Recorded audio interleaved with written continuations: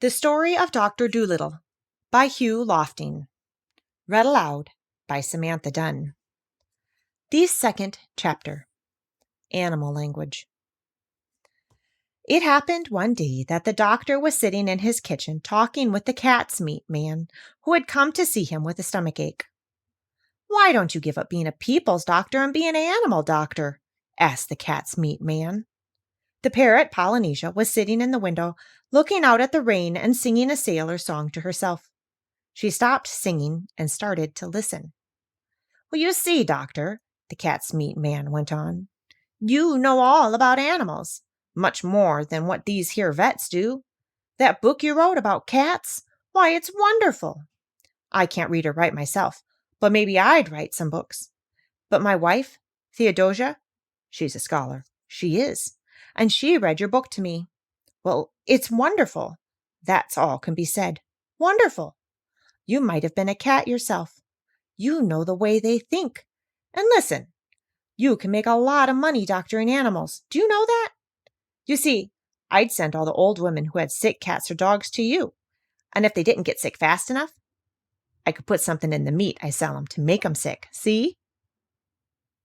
"Oh, no," said the doctor quickly. "You mustn't do that.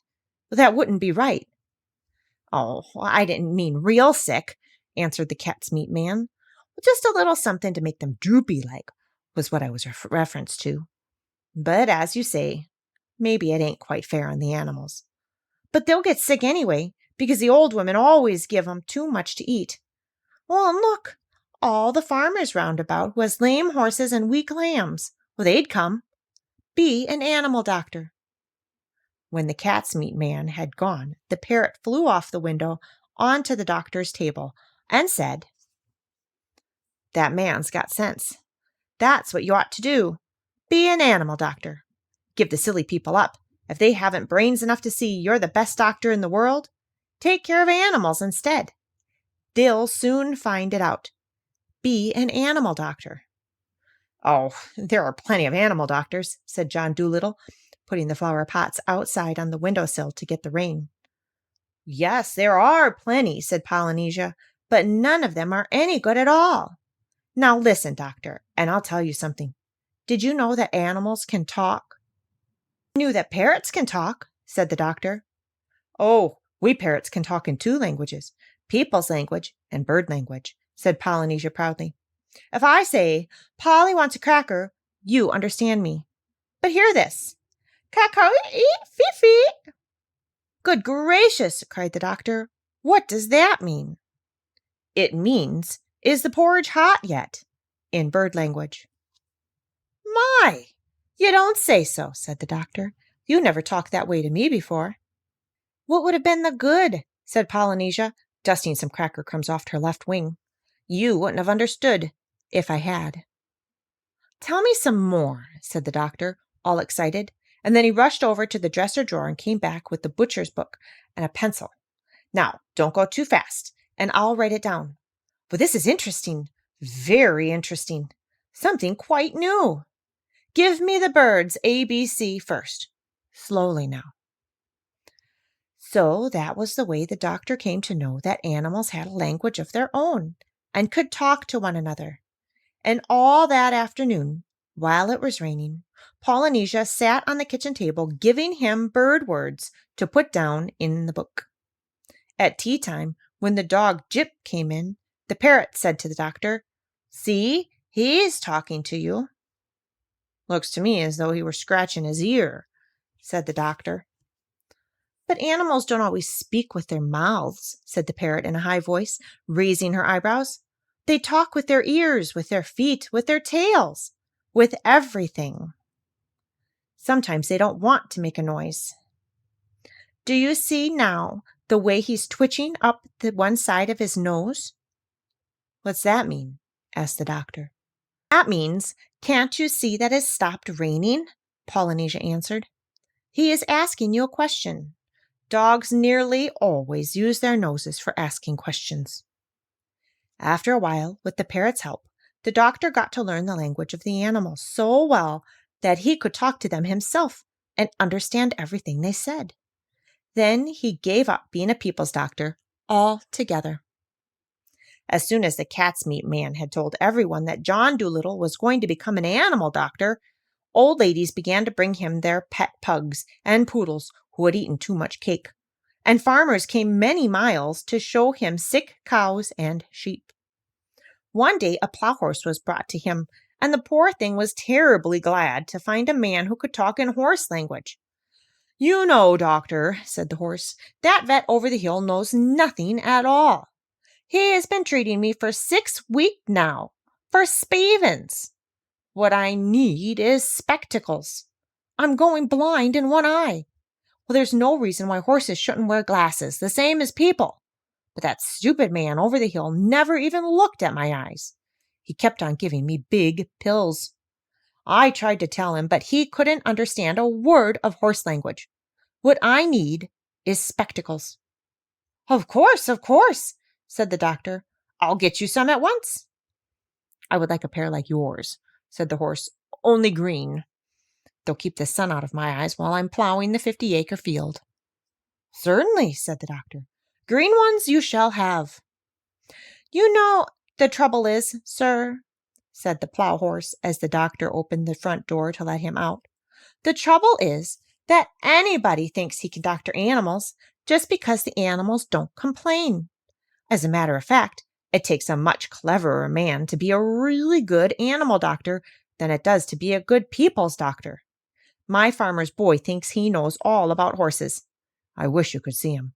His face is so fat, he looks as though he had no eyes. Oh, and he has got as much brains as a potato bug. He tried to put a mustard plaster on me last week." "Where did he put it?" asked the doctor. "Oh, he didn't put it anywhere on me," said the horse. "He only tried to. I kicked him into the duck pond." Well, said the doctor. "I'm a pretty quiet creature as a rule," said the horse. "Very patient with people. Don't make much fuss. But it was bad enough to have that vet giving me the wrong medicine, and when that red-faced booby started to monkey with me, I just couldn't bear it any more." "Did you hurt the boy much?" asked the doctor. "Oh, no," said the horse. "I kicked him in the right place. The vet's looking after him now." "When will my glasses be ready?" "I'll have them for you next week," said the doctor. "Come in again Tuesday. Well, good morning." Then John Dolittle got a fine big pair of green spectacles, and the plow horse stopped going blind in one eye and could see as well as ever. And soon it became a common sight to see farm animals wearing glasses in the country around Puddleby, and a blind horse was a thing unknown. And so it was with all the other animals that were brought to him. As soon as they found that he could talk their language, they told him where the pain was and how they felt, and of course it was easy for him to cure them. Now all these animals went back and told their brothers and friends that there was a doctor in the little house with the big garden who really was a doctor. And whenever any creatures got sick, not only horses and cows and dogs, but all the little things of the fields, like harvest mice and water voles, badgers, and bats, they came at once to his house on the edge of the town, so that his big garden was nearly always crowded with animals trying to get in to see him. There were so many that came that he had to have special doors made for the different kinds. He wrote horses over the front door, cows over the side door, and sheep on the kitchen door. Each kind of animal had a separate door. Even the mice had a tiny tunnel made for them in the cellar, where they waited patiently in rows for the doctor to come round to them. And so, in a few years' time, every living thing for miles and miles got to know about John Dolittle, M.D. And the birds who flew to other countries in the winter told the animals in foreign lands of the wonderful doctor of Puddleby on the Marsh, who could understand their talk and help them in their troubles. In his way, he became famous among the animals all over the world, better known even than he had been among the folks of the West Country. And he was happy and liked his life very much. One afternoon, when the doctor was busy writing in a book, Polynesia sat in the window, as she nearly always did, looking out at the leaves blowing about in the garden. Presently she laughed aloud. "What is it, Polynesia?" asked the doctor, looking up from his book. "I was just thinking," said the parrot, and she went on, looking at the leaves. What were you thinking?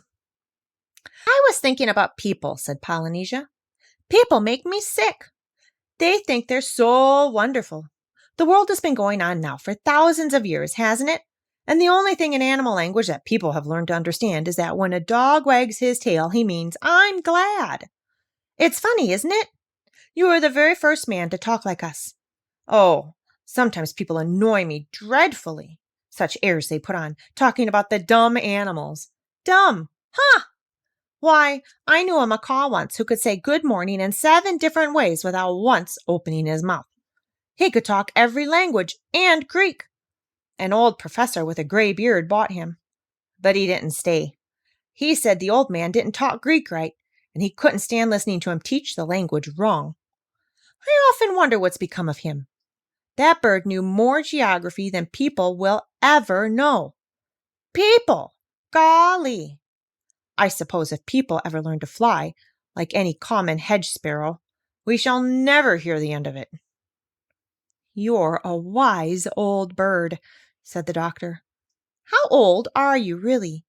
I know that parrots and elephants sometimes live to be very, very old.